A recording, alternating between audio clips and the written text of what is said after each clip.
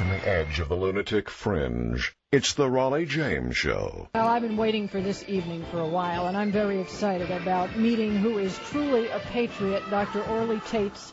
She's certainly taking it from all sides. Those that disagree with her premise are ready to engage in character assassination if necessary.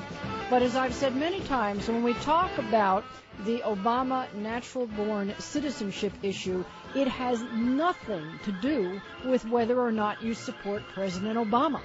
It also has nothing to do with him directly or his administration in the bigger picture.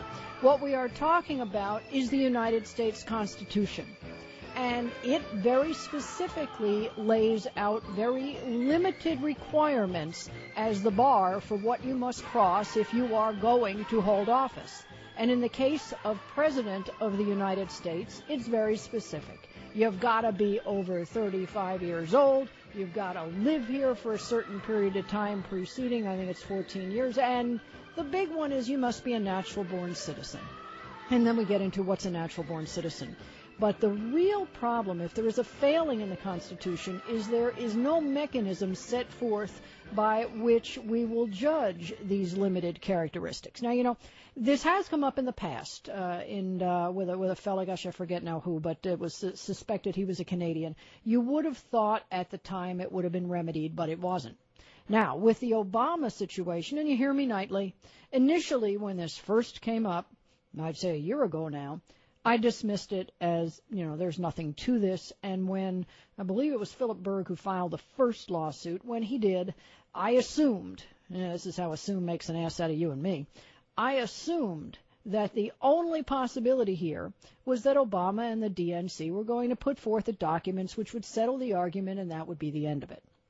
Well, as you now well know, not only did that not happen then, but since that time, Obama and the DNC have spent close to $1 million trying to obscure the data. Now, I don't care what side of the aisle on which you believe you stand, $1 million not to show something as simple as what would be necessary to get into Little League raises a lot of questions. Now, we've had a friendly argument here, John, who screens your calls, and I, as to what would happen. And he said all along, this will just never be heard. It'll go away. Well, I'm pleased to say that there are people like Dr. Orly Taitz who will not allow this to go away. And Dr. Taitz has done so far what no one else has. She's now cornered 2 of the 4 Supreme Court justices, all right, who will be likely to vote to hear this. So we're going to find out the latest and what's up. And also, let me say that when the Obama camp got sick of just filing motions to dismiss all these suits, now they're filing for sanctions against anyone who would dare bring this up. So on top of her time and her effort and underwriting most of this herself, Dr. Taitz is actually facing sanctions for trying to defend the Constitution.